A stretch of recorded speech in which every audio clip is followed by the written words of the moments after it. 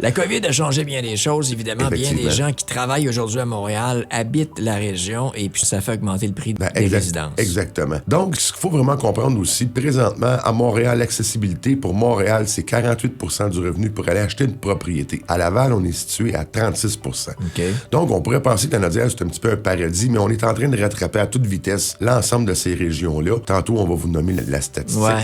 C'est 29% pour le dire immédiatement. Là. Pour l'ensemble de la région, ça. Okay. Exactement. Naturellement, le nord est plus abordable que le sud, on comprend l'accessibilité et la demande des services, mais on voit vraiment que le plan B de venir de Montréal ou de déménager autant de Laval sans revenir dans la Nodière, c'est en train de devenir un souvenir un peu de voyage. Donc, ce qu'il faut se rappeler, on va parler du choc des prix de 2015 versus ce qui s'en vient en 2026, qu'on a eu naturellement en 2025. En 2015, le médiane d'une unifamiliale dans la Nodière était environ 210 000. Bon, ça va bien 210 000, hein? On pouvait avoir une mise de fonds de 10 541 $ plus exactement, pour avoir une propriété. Ça, c'était il y a 10 ans, 11 ans. Exactement, oui. Mais on est rendu présentement une médiane de 490 200 $. Ça l'a doublé presque en 10 ans. Ça change vraiment la mise de fonds. On parlait d'un 10 500 $ pour une mise de fonds en 2015. On est rendu au minimum de 25 000. Et le temps pour économiser pour la mise de fonds est passé de 2,5 années en 2015 à 5 ans et 4 mois d'épargne forcée. C'est 2 fois plus long pour accessibilité à la propriété. Donc, c'est là vraiment qu'on voit, puis nous, les courtiers sur le terrain,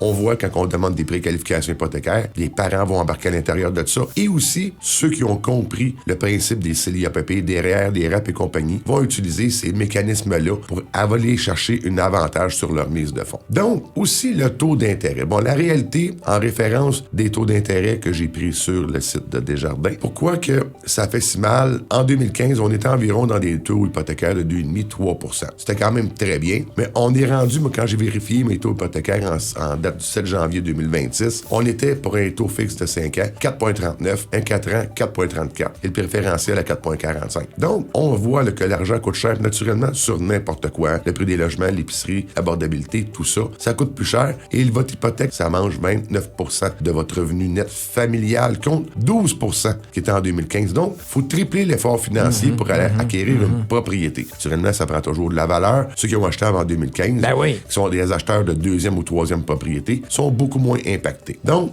pourquoi ça baisse pas? Ben, attendez-vous pas à avoir une chute de prix demain matin. Il va y avoir une stabilisation, puis on commence à le voir. Des stabilisations, tout dépendant des municipalités auxquelles que les gens vont vouloir acquérir une maison. Les maisons neuves dans la Nodière, ben, la construction, il y en a pas tant que ça. Mais c'est trop cher à bâtir, il manque de terrain, puis aussi, ça, naturellement, même moi que je m'en viens un aîné, je veux rester chez moi le plus longtemps possible, mais les aînés, présentement, restent de plus en plus longtemps dans leur propriété. Avant de faire un saut, souvent, on voyait avant, ils rapetissaient la propriété, ils partaient de la grosse maison, ils allaient dans une plus petite maison, et après ça, ils allaient en résidence. Là, ils partent de la grosse maison, automatique, résidence, ils vont rester le plus longtemps possible dans les propriétés, puis c'est normal, mais ça va bloquer un inventaire pour les jeunes familles. Donc, on le voit très bien. Comme que je le mentionnais, premier acheteur, soyez prêts, j'en ai parlé dans les chroniques subséquentes, planificateur financier, CELI-APP, REER et compagnie, préparez-vous, aidez-vous pour aller faire l'acquisition de votre propriété.